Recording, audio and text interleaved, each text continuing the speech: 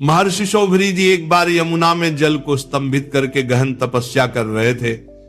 देखो लो, ऐसे महात्माओं को भी माया आकर्षित कर लेती है। अपने लोग तो एक डुबकी लगा के 1 मिनट भी नहीं रुक सकते।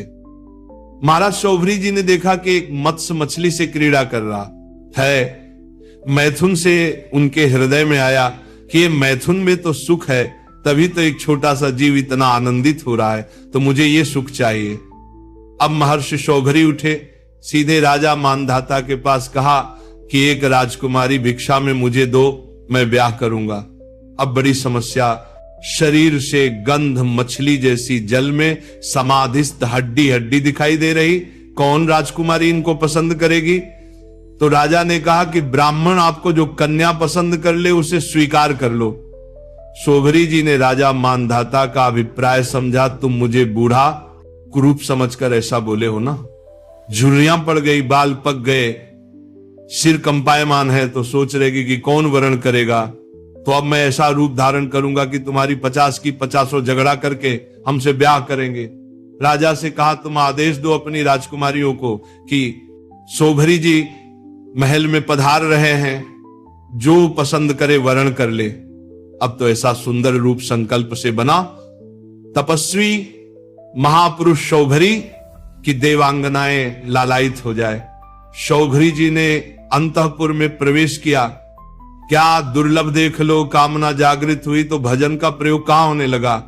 और फिर तो 50 कन्या दौड़ पड़ी शौभरी जी के रूप को देखकर। इतना सुंदर रूप सबने अपना पति बना लिया। एक दूसरे से कलह करने लगी और बोली, तुम्हारे योग्य नहीं, मेरे योग्य है। शौभरी जी ने कहा, चिंता नहीं, 50 चलो, 50 के साथ ब्याह करेंगे। अब वो कन्याएं तो बहुत सुखी हो गई, इतने सामर्थ्यशाली महात्मा पति के रूप में प्राप्त हुए हैं। महर्षि शौभरी अपनी तपस्या के प्रभाव से नई सृष्टि की। महल उपवन नगर सबकी रचना यमुना किनारे की। बहुमूल्य सैया, आसन, वस्त्र, आभूषण, स्नान, सुस्वाद भोजन, पुष्पमाला, दास दासियां सब प्रकट कर दी। मानधाता को लग रहा था कि भोजन की व्यवस्था कैसे होगी। यमुना किनारे पहुंच मानधाता जी ने जब शौभरी जी के तप का प्रभाव देखा तो आश्चर्यचकित हो गए। उनके पास भी वो भोग सामग्री नहीं थी जो शौभरी जी के पास थी। शौभरी जी गृहस्थी के सुख में रम गए। एक दिन यमुना जी के तट पर बैठे और विचार किया कि अरे मछली के एक क्षण के कुसंग से मेरी ये स्थिति हो गई कि मैंने सारी तपस्या खो दी केवल भोगों के लिए। मुझे ये चूक कैसे हो गई। जल के भीतर विहार करती हुई एक मछली के संसर्ग से मेरा ब्रह्म तेज नष्ट हो गया। मोबाइल में गलत दृश्य देखने वाले कैसे संभल सकते हैं। जब मछली की क्रीड़ा देखकर एक महात्मा 50 ब्याह करता है तो तुम मनुष्य की क्रीड़ा देखोगे। सर्च करके गंदी गंदी बातें देखोगे, इधर उधर की नाटक नौटंकी देखोगे, तुम भजन करोगे। बहुत बड़ी कलयुग की कुचाल है मोबाइल। मछली की मैथुन क्रीड़ा देखकर 50 विवाह, फिर 5000 संतान, कहां अकेला। और माया ने मेरी बुद्धि का हरण कर लिया। अब तो लोक परलोक की इतनी कामनाएं मैं पार नहीं पा रहा। कहां अकेला भगवत चिंतन कर रहे थे। ऐसा ज्ञान होने पर तत्काल विरक्त हुए और सन्यास पुनः लिया और वन को चले गए।